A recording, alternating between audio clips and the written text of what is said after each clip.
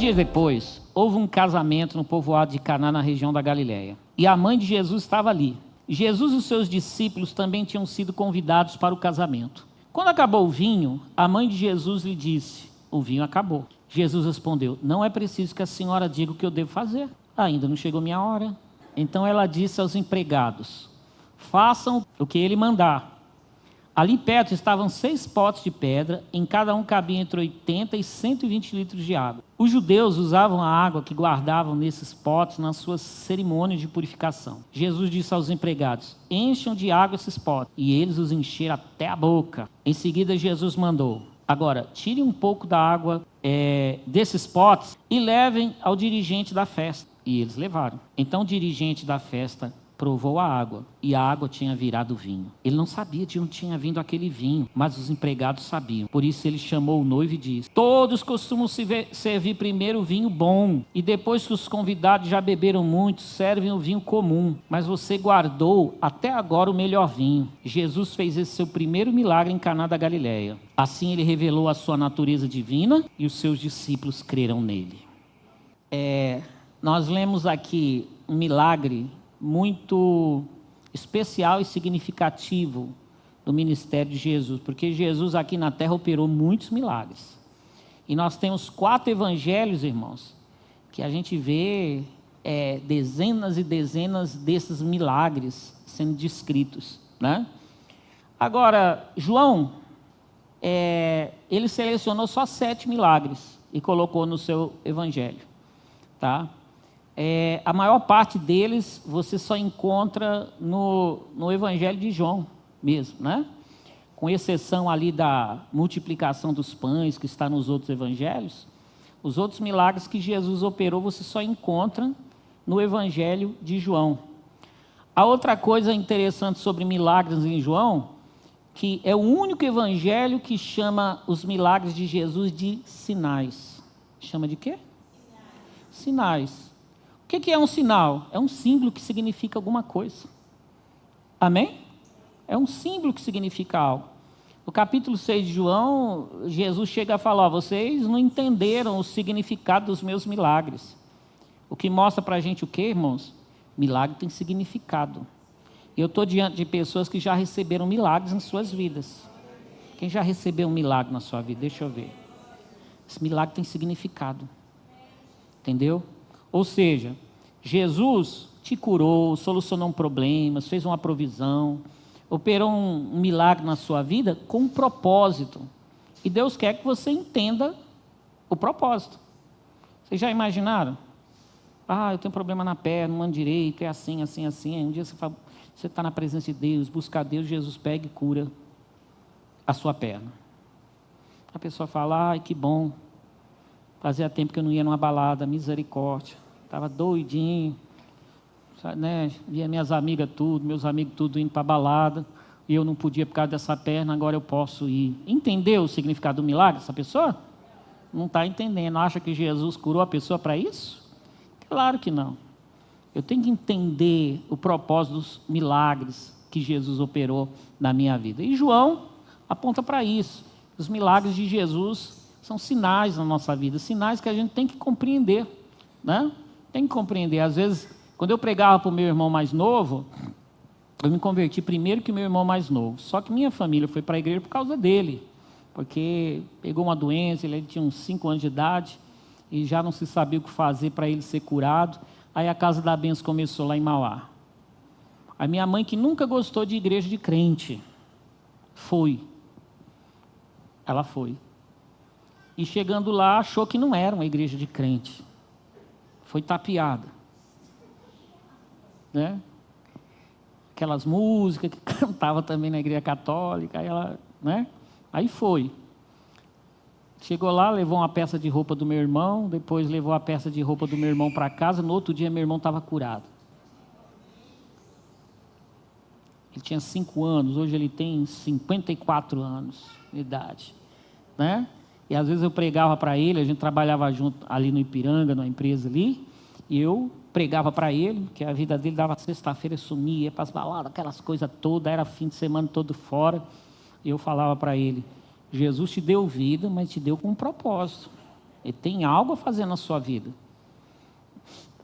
Acha que Jesus curou você para você ir para as baladas? Não, de forma alguma.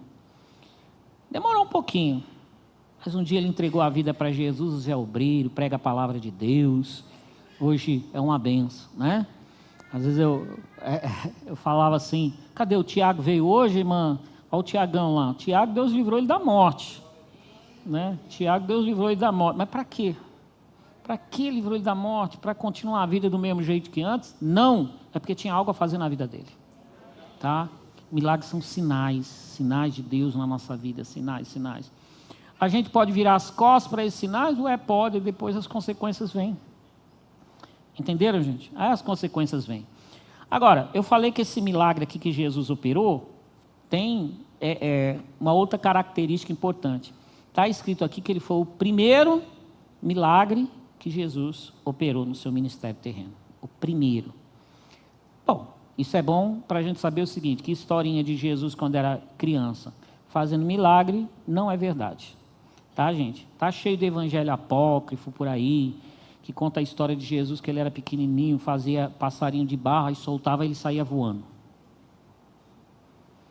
Que até foi assim que surgiram as andorinhas. E fala que Jesus era uma criança meio nervosa, que um dia ele transformou um amiguinho dele, eu acho que numa cabra. Ele ficou nervoso. E um rabino da sinagoga ficou nervoso também, porque ofendeu ele, né? O rabino ofendeu ele transformou o rabino num burro. Eu estava lendo um desses evangelhos, aí meu Deus do céu, cada conversa que é essa, Jesus amado, né? Mas não, aqui deixa claro, o primeiro milagre que Jesus operou foi esse aqui, foi depois do batismo de Jesus, foi depois da tentação de Jesus, aliás, foi depois até dele ter chamado os seus 6 primeiros discípulos, entenderam? Quando ele for operar esse milagre, ele já tinha chamado 6 discípulos. Entre eles, inclusive, Natanael, você pega aí o capítulo 1, porque eu chamo a atenção para Natanael? Porque no capítulo 21 de João, está escrito que Natanael era de Caná da Galileia. Aí eu fico pensando, será que não foi ele?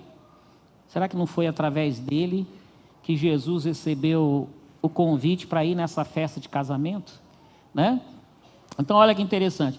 Primeiro milagre que Jesus operou. E esse milagre, gente, como eu disse, é chamado de sinal, como todos os outros aqui em João, porque esse primeiro milagre estava ali mostrando o que Jesus veio fazer. Diferente do que tem um líder de uma grande igreja aí no nosso Brasil, que eu não vou falar o nome, não precisa, mas que ele disse assim, meu amigo e minha amiga, eu não entendo esse milagre, isso aqui foi uma coisa inútil, está lá no YouTube, pode ver. Não vou falar quem foi não. Aí, transformado em vinho, para quê? É uma coisa inútil que Jesus fez aqui. É claro, Jesus gosta de fazer coisa inútil, já notaram? Jesus levanta de manhã, não tem nada para fazer, vou fazer alguma coisa inútil. Né?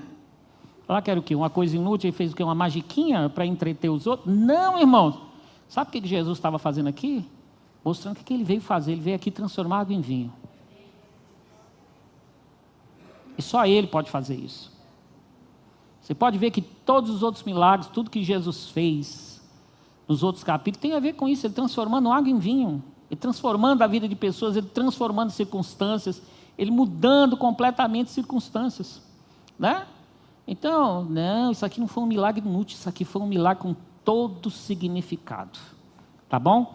Vocês podem ver que, aliás, cada coisinha que tem aqui nesse relato, cada coisinha que tem aqui nesse relato tem um significado. Por exemplo, na nossa versão, gente, começa dizendo, 2 dias depois houve um casamento no povoado de Caná da Galileia. A nossa versão traz 2 dias depois. A maior parte das versões falam ao 3º dia. Né? Ao 3º dia quer dizer depois dos eventos do capítulo anterior. Depois de ter chamado aqueles discípulos. E essa expressão 3º dia já fala muita coisa para nós. Começa falando que esse milagre aconteceu no 3º dia. E termina dizendo, assim Jesus manifestou sua glória. Já está falando de ressurreição, né, gente? Está falando do milagre da ressurreição, que foi o que manifestou a glória de Jesus. E outra coisa interessante, houve um casamento em Caná da Galileia. Até hoje não se sabe onde que é Caná. Tem 2 vilas lá em Israel, que se vocês forem fazer turismo lá, que lá está o maior sossego,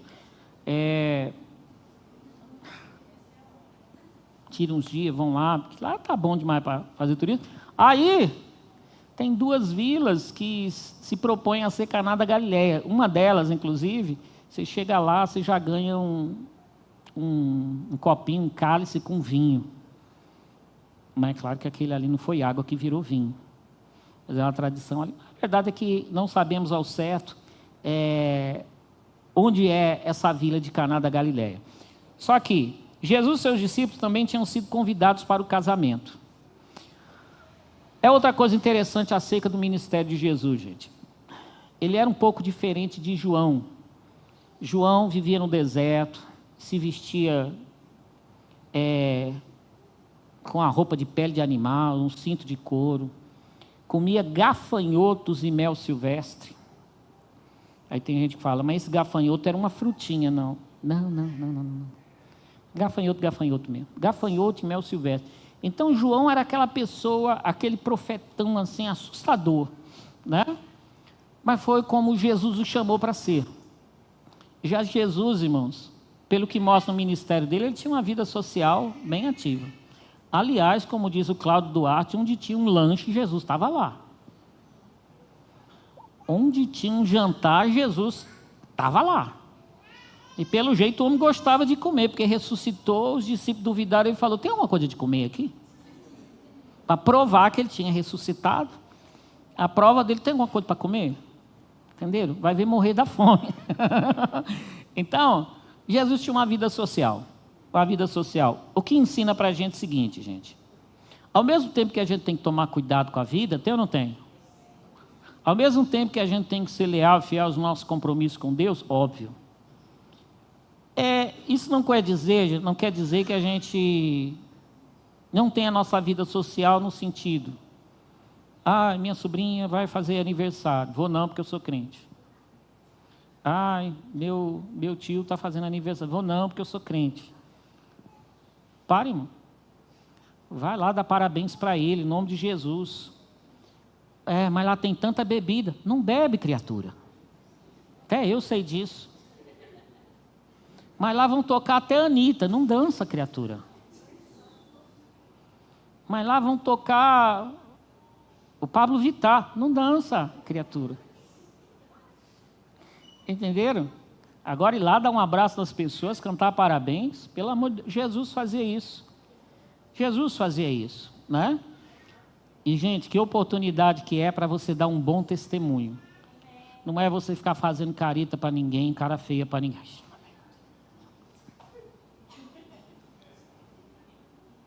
Quem estiver dançando que dança, quem estiver bebendo que beba.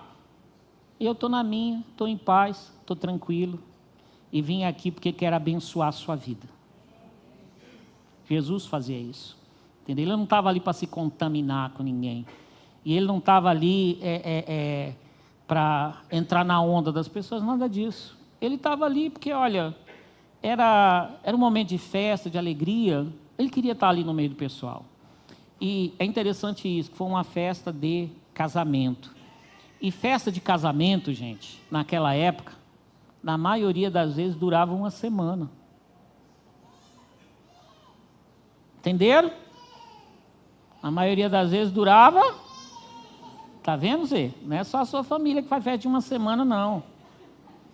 Entenderam? Agora, olha. Gente, desde aquela época tinha o seguinte.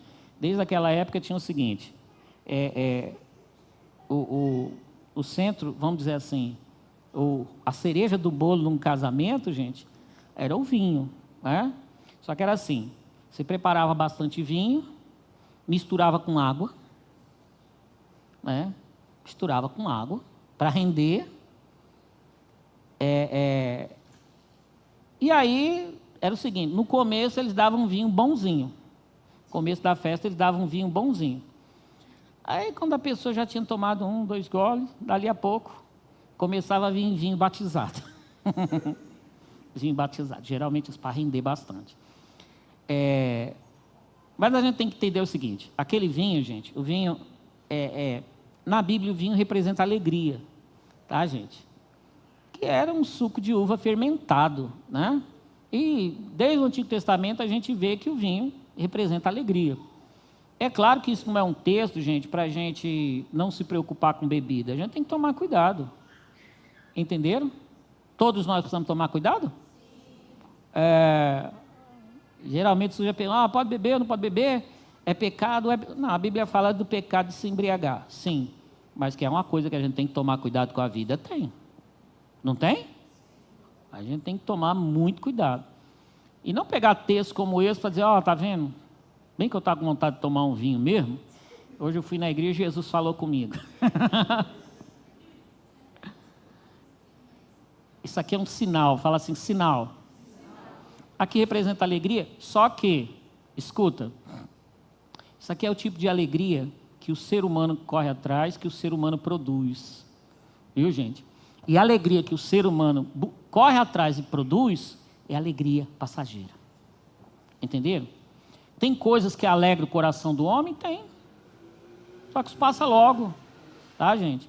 As formas que as pessoas procuram para encher seu coração, até alegria no seu coração, isso é coisa que passa.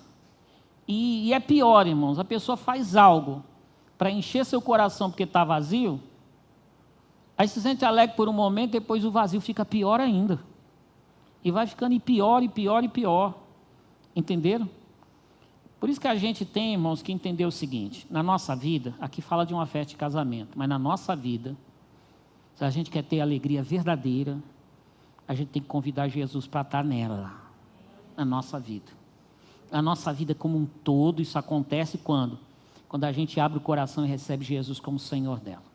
Jesus tem que estar na vida da gente, porque senão a gente vai viver, irmãos, de tentativa em tentativa, de agora vai e agora vai. Vai ficar igual 2, 3 capítulos para frente, aquela mulher samaritana, que vivia se casando para quê? Agora vai, agora vou ser feliz, agora vai, agora vou ser feliz. A gente vai viver desse jeito.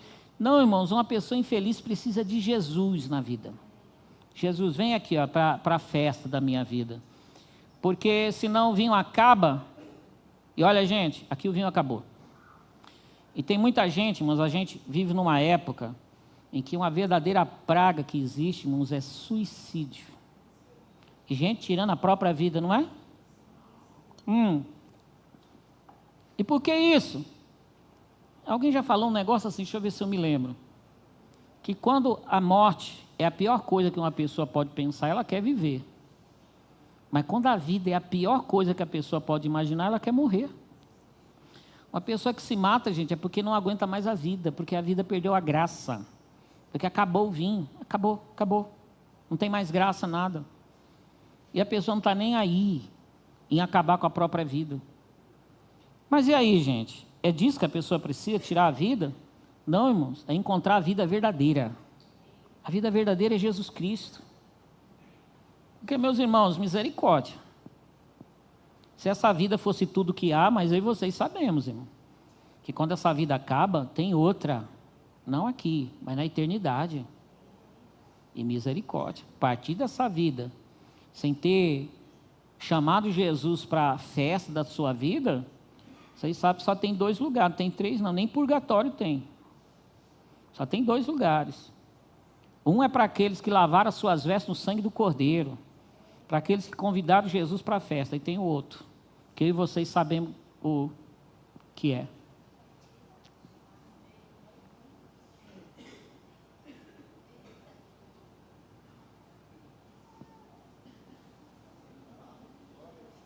Entenderam? Mas eu só estou explicando uma coisa para vocês. É que muita gente pensa em dar um fim na sua vida porque o vinho acabou. Qual era o vinho da pessoa? Tem gente que o vinho dela era, por exemplo, o marido. Ai, meu marido me deixou, fugiu de casa com uma menina de 16 anos. E se a pessoa vivia para esse marido, aí pensa em se matar mesmo. Porque se a vida da pessoa era aquela outra, já era. Me deixou, acabou. A vida dos meus filhos. Aí um dia dá a síndrome do ninho vazio. Cada um se casou, e você não fez igual a Cleide, não fez a Vila Donaire, foi um para um lado, outro para o outro, foi para longe. Aí o que acontece? Aí o ninho está vazio e tem gente, viver para quê? Né? E coisa desse tipo. Qual é o vinho da vida da pessoa? Se não for Jesus, irmãos, os outros acabam todos. Acabam. Entenderam? Por isso que eu sei que até começa de namorado, né? A cada um chamar o outro de um jeito. Irmãos, tem um jeito que eu não gosto, é quando vejo um chama outro de vida. Vida? Ou vida, eu fico. Vida? Cuidado com a vida. Mas não é vida? Não deu certo, acabou o namoro, perdi minha vida. Vai para lá. Mas não é vida, vida, vida. Eu vou chamar como? Mozão, né, Vera? Chama de mozão. Chama de outra vida. É essa a sua vida? Então você está correndo um risco sério. Você está correndo um risco sério. Entenderam? Agora, por que será que acabou esse vinho? Porque a Bíblia fala que a mãe de Jesus estava ali. Quem estava ali? Que era a dona? Dona Maria. Dona Maria falou, o vinho acabou. Por que será que acabou? Tem gente que fala que Jesus foi com os discípulos. E convidar crente para a festa, gente, capricha. Convidar discípulo para a festa, capricha. Porque o estrago é grande. Mas eu não acho que foi isso, não. Até aqui Jesus tinha 6 discípulos. Tinha 6 somente. Não creio que foi por causa disso, não. Né? Ali o pessoal se animou. Aí a Bíblia fala que Maria foi até Jesus e falou, o vinho acabou. Aí Jesus fala, não é preciso que a senhora diga o que eu devo fazer. Ainda não chegou a minha hora. O que isso quer dizer? Vocês acham que Jesus falou com falta de respeito com Maria? Claro que não. E olha que a nossa dá uma amenizada. A atualizada diz que Jesus falou como? Mulher, que tenho contigo. Chamar minha mãe de mulher. Já pensou, mulher, que? Não, está na hora não. Eu não tinha um dente na boca se eu falasse assim com a minha mãe. Entenderam? Mas aqui traduziu melhor. Esse termo mulher quer dizer senhora, tá? O que ele estava dizendo? Não chegou minha hora ainda. Que hora que ele estava falando? Irmãos, é quando acabasse de vez todos os recursos ali. Entenderam? Quando acabasse de vez todos os recursos. Porque o ser humano, ele é assim, irmãos. Enquanto ele tiver alguma coisa em que se apoiar, ele vai se apoiar naquilo. Jesus esperou acabar tudo. Jesus esperou chegar o momento, irmãos, em que começou a ficar o povo com as canecas na mão assim. Cadê? Divida essa caneca aí para mim. Acabou, não estão servindo mais, acabou. Vexame, gente. Ia ser um vexame. E desde aquela época tinha gente que tinha aquele ego, né? Aquela coisa de, ai meu Deus, o que vão falar na minha festa de casamento? Nada não, mas qualquer festa que você der, vão falar. Entenderam? Então, faça a melhor festa possível. E quem tem fome, come em casa, como disse Paulo. Não gostou da festa, vai no Habib's, tá? Sai dali, pede uma pizza para você. Mas a desonra, a vergonha que ia passar. Então, Jesus esperou chegar no final. E da mesma forma, gente, irmãos, tem gente que só conheceu Jesus quando chegou no fundo do poço. Tem gente que só conheceu Jesus na sua vida, gente, quando olhou para si mesmo e falou, caramba, olha que situação que eu cheguei. Já era, olha como eu estou, é no fundo do poço. Sim, gente, Jesus só age na hora certa. Mas acho interessante que Maria ouviu aquilo e tanto ela entendeu, que ela falou assim, façam o que ele mandar. Qual é o segredo, irmãos? Para quando o vinho acabar na nossa vida. Porque eu digo, tem esse tipo de coisa, que é quando a pessoa não conhece Jesus ainda, e tem os casos pontuais na nossa vida de às vezes o vinho acabar. Quer coisa, irmãos, que corre o maior perigo de acabar do que o vinho, por exemplo, de um casamento? Acabou o vinho, o que quer dizer? Está sem graça. É duas pessoas que moram no mesmo lugar. Um não aguenta mais olhar para a cara do outro. Nem briga tem mais. Por que eu estou falando nem briga? Mas quando tem briga, ainda tem... Quer dizer que um ainda sabe que o outro... Mas quando um nem fala com o outro nem nada com o outro, nada. Irmão, nem isso tem. Acabou. Acabou, irmão. O vinho aí acabou. E é triste, né? Não tem condição pior do que duas pessoas morarem debaixo do mesmo teto e um não ter mais nada a ver com o outro. Parece dois estranhos, né? Morando juntos. E aí faz o quê? Faz tudo que ele mandar, que Jesus mandar. Porque se você ir na conversa de umas amigas, né? Nossa, meu marido não olha nem para minha cara. A última vez que nós fizemos feira junto foi em outubro do ano passado. E ainda só compramos uns tomatinhos podres, velho, né? Negocinho ruim. A feira foi ruim. Aí conta isso para a amiga. Tem umas amigas que vão falar o quê? Umas amigas que já vão te apresentar para alguém. Ó, aquele ali falou que você é uma gatinha. Entenderam? Já não basta a amiga falar, o diabo também fala, viu? O diabo fala. Aí vai assistir um filme, no filme, acabou o vinho do casamento, no filme a pessoa conhece outro e eles vivem felizes para sempre. Na novela. Não faz o que a novela te mandar, não faz o que o diabo te mandar, não faz o que a amiga te mandar, faz o que Jesus mandar você fazer. E geralmente, sabe o que ele vai mandar você fazer? Vai mandar isso aqui, ó. Os judeus tinham lá um monte de potes, servia para as purificações deles, né? Que purificações? Lá em Marcos 7 fala, eles tinham as tradições deles, toda vez que chegava do mercado de fora, ele lavava as mãos até o cotovelo, assim, ó. Isso é higiene, isso é bom. Aí chegou um tempo que eles tinham aquilo como uma purificação espiritual, que até se escandalizaram com Jesus, porque volta a dizer, Jesus gostava de comer, os discípulos também, um dia estava meio com pressa. Ai, que fome que eu estou. Aí foram, já começaram a comer sem lavar as mãos. Aí tudo bem, podia falar, ô porquice. Mas não, o problema não era esse. Eles achavam que estavam contaminando o coração deles por causa daquilo. Entenderam, gente? Eram cerimônias que eles tinham como algo que ia ter influência até na alma deles. Entenderam? E olha que interessante, esses potes que eram usados para as purificações estavam vazios. Porque tem gente, irmãos, também, quando vê que a coisa está dando errado, ele vai para a sua cerimônia de purificação, né? Ele vai, tem gente que recorre à sua cerimônia de purificação na sua religião, tem gente que vai à cerimônia de purificação no sentido da sua terapia, né? Ele vai lá atrás de uma terapia. Não estou dizendo que terapia é ruim não, viu, gente? Não estou dizendo que terapia para casal é ruim não. Mas tem gente que vai na terapia do Michael Kaios. E eu já lembraram do episódio, misericórdia.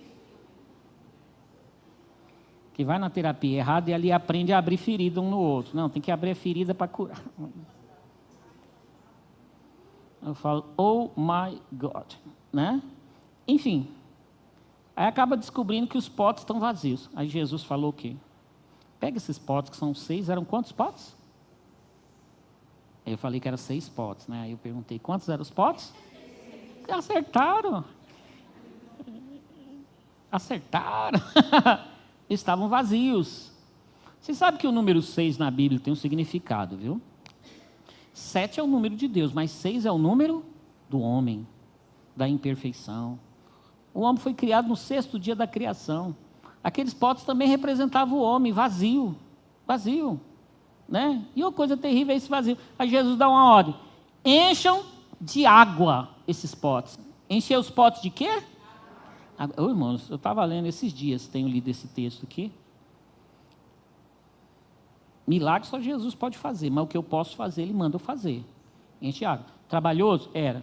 Está escrito que, na média, né, entre 80 e 120 litros, Os 6 potes cabiam 600 litros de água. Um pouco mais que uma caixa d'água. Encher uma caixa d'água no balde deve dar trabalho. E olha, irmãos, eu creio que aqui essa água representa a palavra de Deus. Vai se encher da palavra, não para de ouvir o que os outros estão falando. Para de ouvir a receita que os outros estão dando. Os 10 passos para isso, para aquilo, vai se encher da palavra. Vem para a igreja ouvir a palavra, vem pegar a Bíblia, vem se encher. Porque, irmão, sabe quando o milagre acontece? Quando a gente está cheio da palavra de Deus.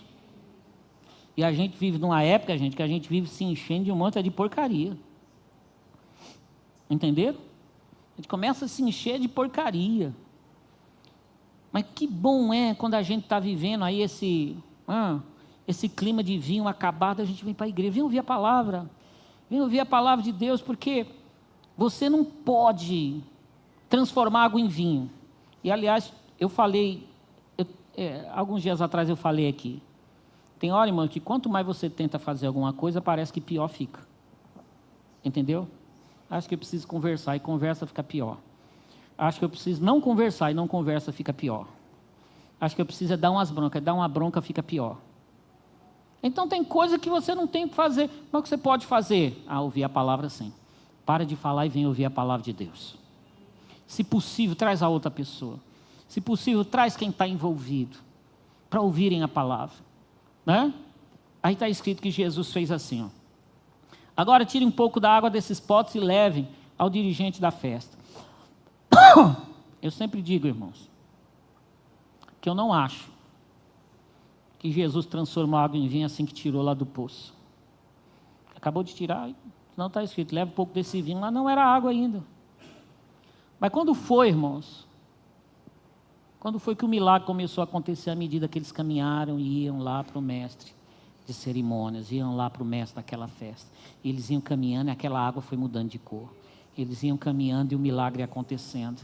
Meu querido, sabe quando acontece um milagre de transformar água em vinho? Quando você tira os olhos de você mesmo e vai caminhar pela fé, esquece um pouquinho a situação que você está, vem se encher da palavra de Deus e caminhe, quando um dia você vai ter uma surpresa agradável. Uma surpresa abençoada. Porque diz aqui o texto, irmão, quando chegou lá o homem experimentou o vinho e falou, peraí, o vinho bom se serve no começo aqui, reservou o melhor vinho para o final? Sim.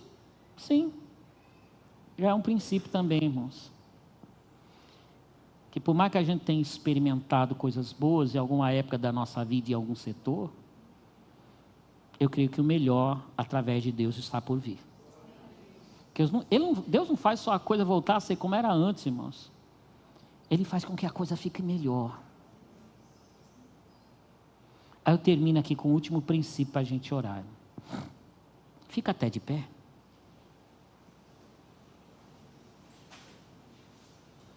Jesus fez esse seu primeiro milagre em Caná da Galileia. Assim ele revelou a sua natureza divina. E os seus discípulos creram nele. Pera aí. Os seus discípulos... Quer dizer que tinha discípulo que não cria ainda. Jesus chamou, vem após mim aqui, ó. E foram. Vem aqui, me acompanha. E foram. Mas para eles, irmãos, eles estavam fazendo o que era comum naquela época. O que era comum? Um rabi, um grande mestre, uma pessoa profundamente conhecedora da palavra de Deus ali do Antigo Testamento, ele podia juntar um grupo de discípulos. Ele era o rabi daquelas pessoas. E o que Jesus estava fazendo, juntando um grupo de discípulos, era comum na época. E para alguns daqueles discípulos era isso que estava acontecendo. Ele estava acompanhando um rabi. E, aliás, um rabi jovem. Geralmente um rabi era alguém velho. Jesus tinha 30 anos aqui. Só o Luan já tem 31. Entenderam? Tudo bem que ele é velho. Essa barba mindinheira dele, barbona. Pensou, tem um filho de 31 anos. Jesus tinha 30, mais novo que o meu filho. Então era um jovem. Mas está escrito que naquele dia Jesus revelou sua natureza divina. E eles entenderam, irmãos, quem que eles estavam seguindo. Eles entenderam que estavam seguindo alguém, irmãos, que não era simplesmente um homem, que era o Filho de Deus que veio aqui a essa terra. Meu querido, eu sei que Jesus está falando com a gente nessa noite. O que é isso transformar água em vinho para a sua vida? É através disso que Deus vai mostrar quem Ele é. O Deus que faz o impossível.